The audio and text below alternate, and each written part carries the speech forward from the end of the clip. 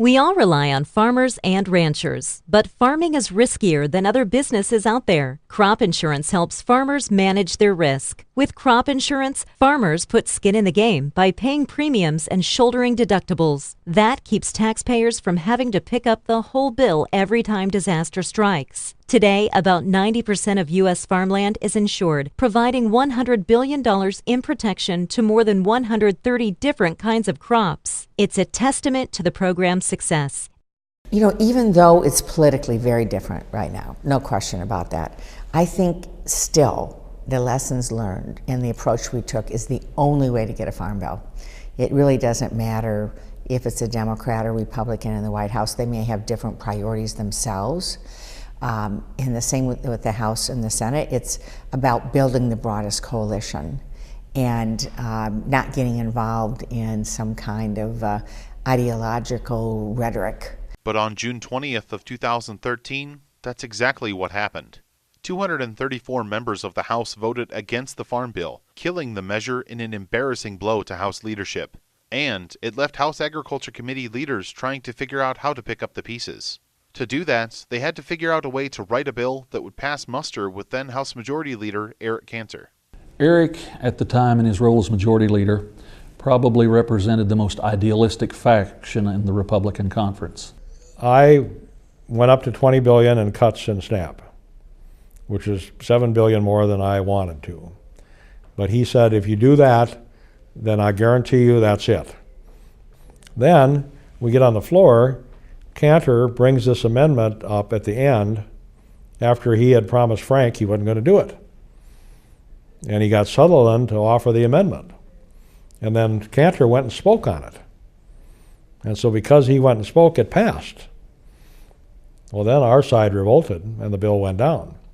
I think by the time the process was over, we had helped educate Eric about the importance of farm policy and why it mattered. Because to some people, it matters quite a bit. Farm groups spend years gathering information, forming policy, and taking it to Capitol Hill. As a lawmaker, keeping all of those groups happy can be a delicate balance. You know, when you have a farm bill, it is a coalition of many different farm groups and commodity organizations. And sometimes if you head down one path, why then some people feel that, hey, wait a minute, that's not what we want. And then once that starts, it's very difficult to put it back together. The Farm Bill Coalition was the broadest, most diverse group I've ever seen, frankly. And that was terrific. I mean, everybody worked really hard to be able to get every part of the conservation community, hunters, fishermen. We had the NRA supporting our efforts on, protecting hunting lands, and we had traditional environmental groups. We had every part of agriculture, every part of nutrition, including international food groups, as well as those supporting, helping families that need temporary help, but also bioenergy, rural development, forestry. Overall, I have to say that I feel good about the broad coalition we put together and the decision to focus on risk management. Nutrition policy wasn't the only big issue in the 2014 Farm Bill. Congress also did away with direct payments, opting instead for the Agriculture Risk Coverage Program favored in the Senate and Price Loss Coverage Program favored in the House. Truly, in this Farm Bill, in the base commodity programs, you've got two options. And that was the big difference from previous farm bills. Did you want to be a part of ARC, the revenue option, which many people in the Midwest took? Or did you want to be part of price protection, PLC, which was an option a lot of people outside of the Midwest took? Now the irony, this next bill, those folks who took ARC County probably going to take the PLC this time, because as the formula ratchets down the price, now they're better off on PLC. And that was a fact that the ARC County, the reason we had 95% participation was because of the relatively high prices that were factored into the formula. I was surprised that people took the ARC County as the level that they did. And it was explained to me by a number of my farmers why they did it. And that is because they didn't trust us. That they could see they had this money that they could get, and they were afraid we were going to take it away from them, so they got it. And the biggest problem we had was this glitch where some of these counties, didn't get payments, You know, you had one county that was 0 under the ARC county, and then you had another county got $100 an acre right next to each other. And to some extent it was caused by the farmers themselves by not getting the information in, you know, but that is going to be looked at. I'm not sure how we fix that, but that's something that keeps coming up. Lucas, Peterson, Roberts, and Stabenow are generally positive about how the 2014 Farm Bill is working, but that doesn't mean the legislation is without areas for improvement. Record prices, some of the highest corn and wheat ever in the process of writing it, which made writing a farm bill harder, because there's always the folks in this town who say every day is going to be like today from now on. I knew corn wasn't always going to be $7. I think the 2014 Farm Bill was a bit complex. It took our FSA troops a lot of time to wade through that and to recommend to farmers all around every region of the country what their best advice was to them. In some cases, months. We had the PLC program, we have the ARC program. I would say that if we could get a little more simplicity to the program, easier for farmers to work through.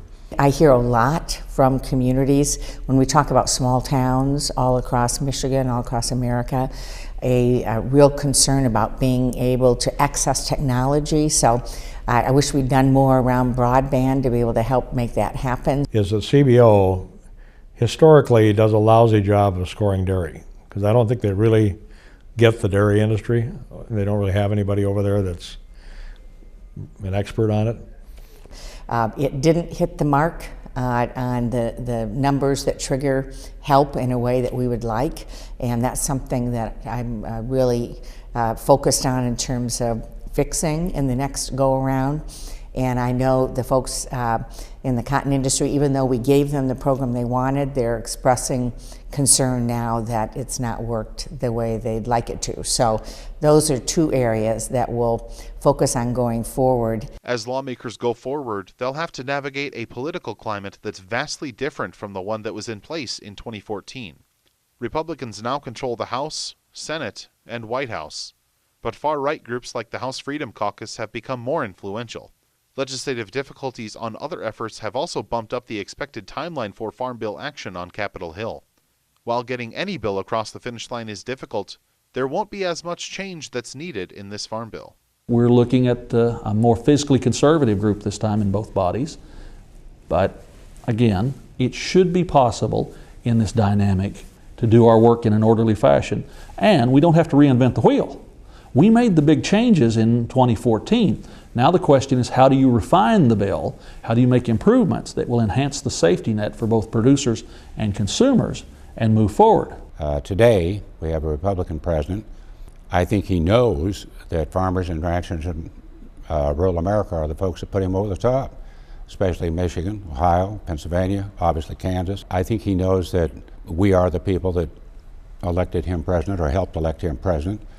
So we look forward to his cooperation and his leadership. Senator Roberts and I are absolutely committed. We've started the process already. I think if we have anything to say about it, we'll have a farm bill. This farm bill is going to get done with, you know, the sensible Republicans and the sensible Democrats getting together and coming up with a bill.